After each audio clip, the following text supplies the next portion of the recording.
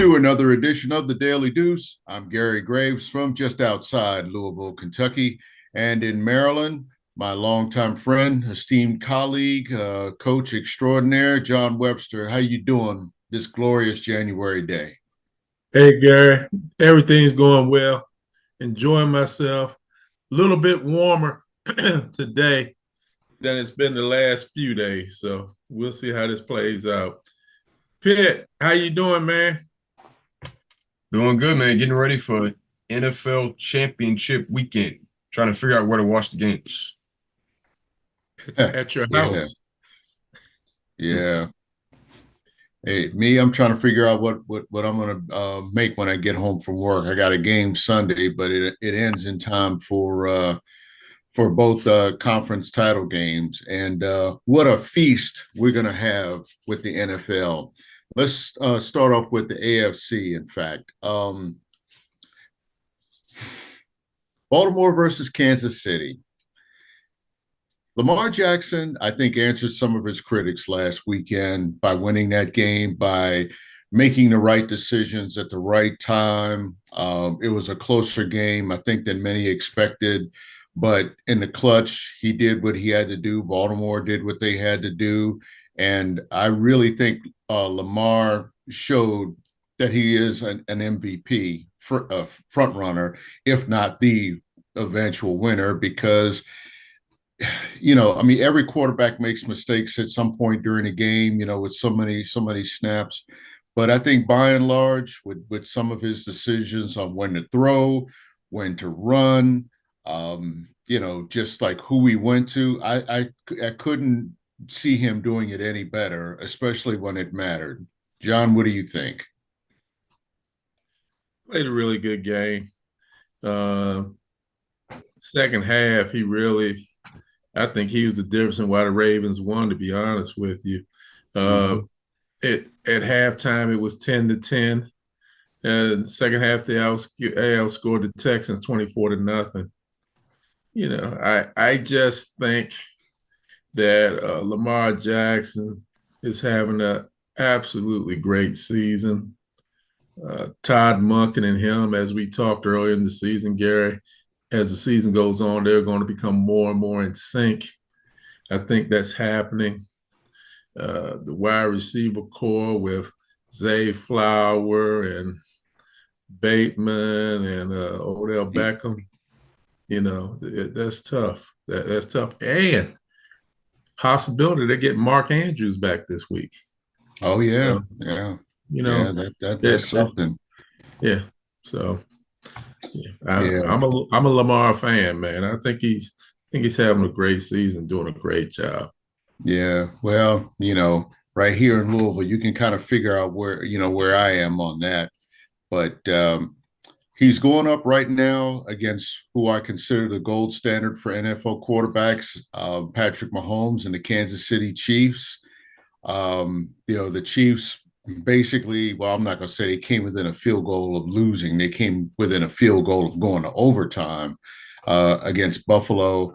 But again, when the game was on the line, um, Kansas City just basically shows who it is. Mahomes shows who he is, and he, just again, even on a day where he's not his best, he still gets it done.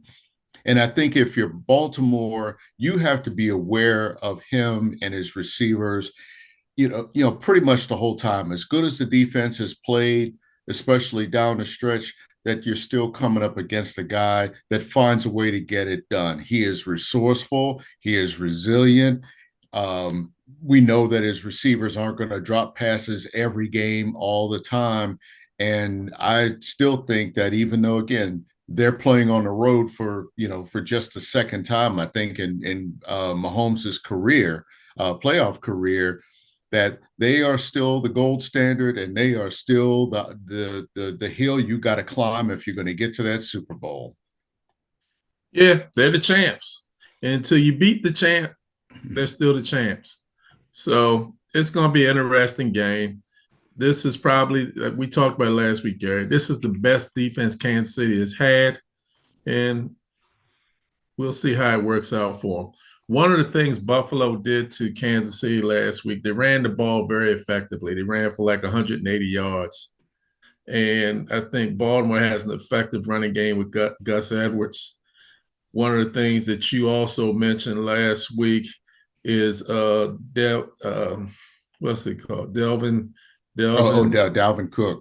Dalvin Cook getting more carries. He got some at the end of the game to start getting more of that rust off of him. That could prove to be a change of pace this week. It's a tough game. I'm going to go with Baltimore because Baltimore is the home team. They're from this area. But I think it's really a toss-up. I think it's an even game. It's going to be really exciting. This is the first home game for AFC Championship Baltimore has had in 50-some years. The last one was January of 1972. They played the Oakland Raiders, and I was every bit of 9 years old then. So, yeah. Maybe, yeah, about 9. Yeah, it was 9. Was it 72 or 71? The season was 71. They won the Super Bowl in 72. So Well, I guess the question no, is, the Dolphins. The did they Dolphins play that? won it in 72. Won in January 72. I'm sorry, not the Dolphins. The Cowboys beat the Dolphins in that Super Bowl. So In January of 71. yeah, And then because the that was Colts Earl Morrall, right? in 72, January 72, the Colts had Unitas, and then Earl Morrall came in because Unitas tore his Achilles. Right. Yeah. Yeah. Because that was one where they beat the Cowboys. So that was what, Super Bowl V. Yeah. Yeah, when they won Super Bowl V. Yeah, it's that part is going to be interesting. I'd say for Kansas City as well as Baltimore. I think, hosting a game, of course, makes all the difference in the world. That's what you play for that home field advantage. Was at M&T Bank Stadium is loud. It can be intimidating for the opposition, but I think the biggest thing for Kansas City's defense that can be intimidating is really Lamar Jackson and what he's going to do. What he can do, and trying to guess the right thing, because for all the talk about him, well, he thinks run first. He's actually running less, and he's been running less over the past few seasons. And I'm not talking about, not counting, when he was injured last season. But, again, having covered him in college, especially during that Heisman Trophy year, where, he was a threat with his feet, and then, with his arm. I think, now he's become a much better passer. The term that we heard just a few weeks ago was quarterbacky, that he was not quarterbacky enough. I don't know what that is, but the Ravens trolled whoever it was that said it, by showing what he did in that playoff game, and just said, quite frankly, quarterbacky. And just showed, again, he is a quarterback. He does not have to be a pocket passer necessarily. I don't know where that whole thing comes from either, but he stays in the pocket. He is not, he doesn't have happy feet. And that's the thing with Kansas City. Do you try to bring the house against him and risk him taking off? Do you cut off his receivers? And that's probably the best way, to really make him run and try to contain that, and have a spy somewhere in the middle to check him. But he keeps you guessing, and he makes you miss. And he's also learned how to slide and dive when he needs to. Yeah, and he is growing each and every day, every year as a quarterback. He's not your traditional in the pocket quarterback, but he has developed skills with the passing and the handling the pocket and getting to his receivers and reading coverages. He's just doing a great job. He's doing a really, really great job. And I couldn't be more happy for him. I really couldn't. Yeah. Yeah. It for him. And, we have talked about this from time to time with many NFL teams about that window for winning a championship, in any sport. But I'd say particularly in the NFL, that window can be very narrow for many teams, for many quarterbacks. Of course, Patrick Mahomes, he doesn't just have a window. I mean, he's got French doors that he can just throw open. I still think there's a lot of time and room for him, especially as you said, he has a defense now that can get him the ball and field position. For Yeah. Baltimore, I do. Well, we talked about this last week about whether it's Super Bowl or bust.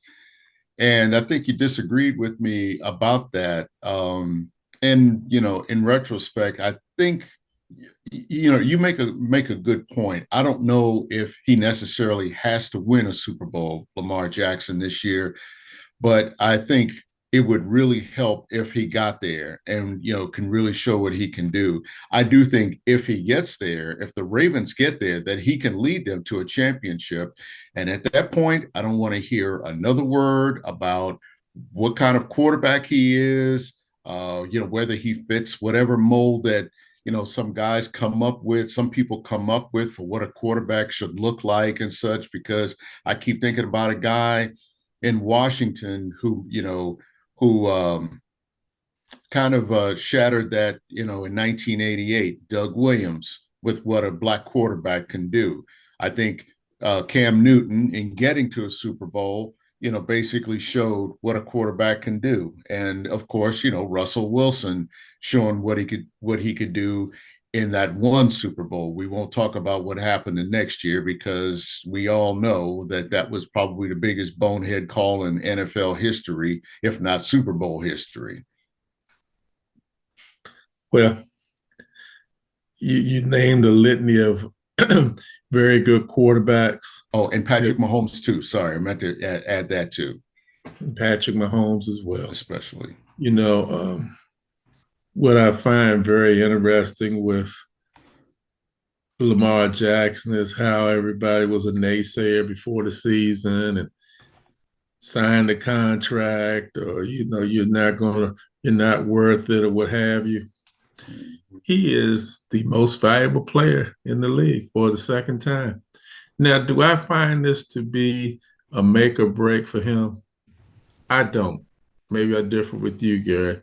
Reason I don't, he's going into this game against Patrick Mahomes. I look at Patrick Mahomes, as I said last week, similar to how I look at Tom Brady. I'm not saying he is Tom Brady, Yeah. but big games, he comes through. Mm-hmm. Now, if this game was against the Buffalo Bills and they lost to Buffalo, I would probably feel differently. But if they lose to Kansas City, no shame in it, as far as I'm concerned. It's hard to get to the Super Bowl, but you're talking about Kansas City and Patrick Mahomes. That's a whole different dynamic.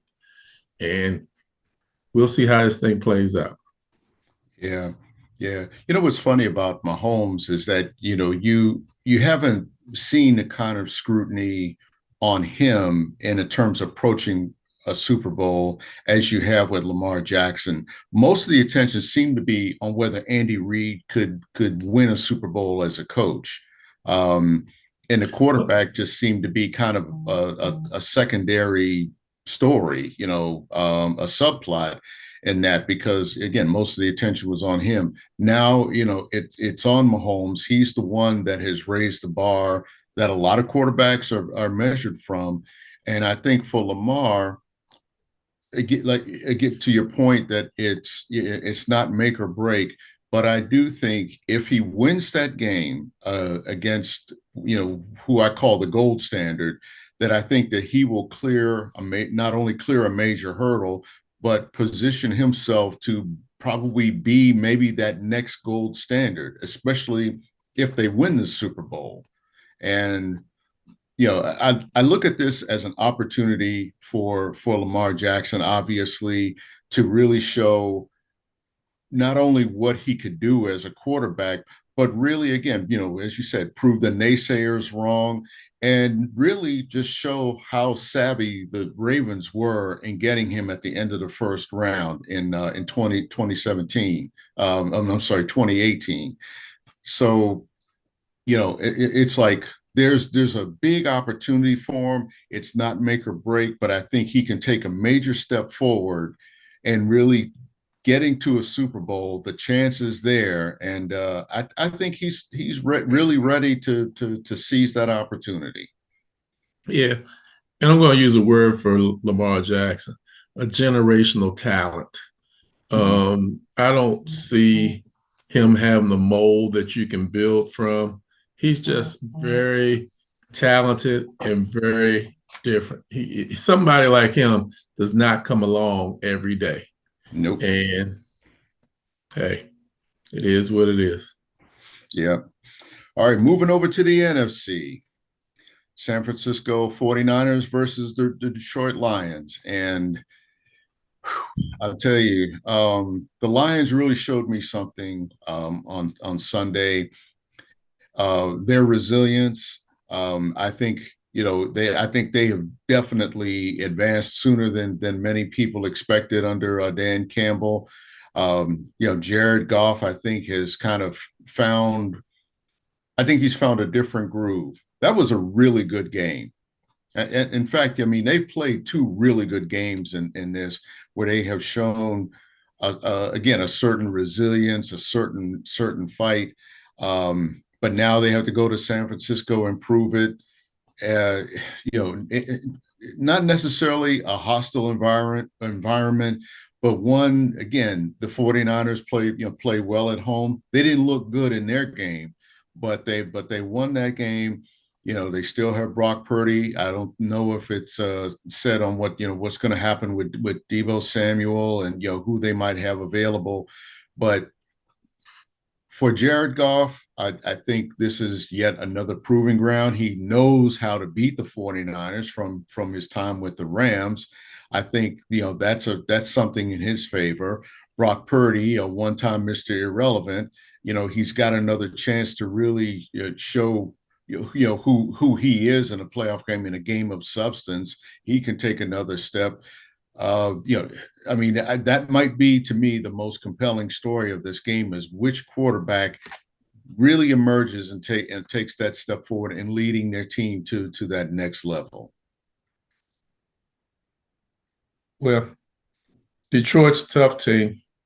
I think what San Francisco needs to do, San Francisco is a team that, from this aspect, is what I call a front runner. Don't mean that negatively. What I mean is they usually get the score early and they run away from everybody else. Mm-hmm. I think in this game, they need to get the score early. They need to get Detroit out of the mindset of running the ball. San Francisco doesn't have a great run defense. Part of the reason why they don't, most of the games have been up by 2 or 3 touchdowns going into the second half. Yeah, they haven't needed it. Yeah. And Green Bay did run on them, So the kid Gibbs with Detroit, very good running back. They need to shut him down. What's the receiver's name? St. Almiron Brown? Did I get it right? That's close enough for me. He's tough. He's very tough. You got to make sure you know where he is at all times on the field. You want to get in a situation, San Francisco does, where you don't want Jared Goff to feel comfortable. What do I mean? If that game is close, then Jared Goff is able to incorporate the running game, short passes, control passes, high percentage passes. You want to get in front of Detroit where you're making Jared Goff basically have to become a gunslinger. He's throwing it down the field repeatedly. That's the kind of game you want, but you got to get ahead of them. That's a key. If you don't, it's going to be a ground out game the entire day. Detroit's got a tough defense. You got Aaron Hutchins. He's coming as a rusher. You got to figure out a blocking scheme with him. Debo Samuels right now is 50-50. Not sure. You need Ayuk to show up. What's the other kid's name? Jennings. I think his name Yeah, is Jennings. You need yeah, him to show up again. McCarthy has some bangs on, he's been banged up a little bit after this last game against Green Bay. They need to get control of the game early so you can make it become a game of where Jared Goff has to throw it all over the field. yeah. Well, one thing this just in, there's a story on the AP wire that the Lions have signed Zach Ertz or close to signing Zach Ertz. You get a three-time Pro Bowl tight end that you add, pretty much for your biggest game in a long time. Of course, how much he'll be used on Sunday if it Mm. comes true. I'll say, of course, I always say if it's on the AP wire, then take it to the bank. I'm just a little prejudiced like that, but I think when you can make an addition like that, it only helps your quarterback in terms of just especially a quarterback like Jared Goff. It helps your options. It adds a dimension, and really, John, I've said this over and over again. Just like run the ball. Use your tight ends, use your slot receivers. Yep. It doesn't always have to be have to be an out pattern or something down the sidelines. You can matriculate it, to use your word, down the field just as well, with a tight end, or as the Redskins used to do with the H-back. It's a I mean, I just love the dimension that it adds.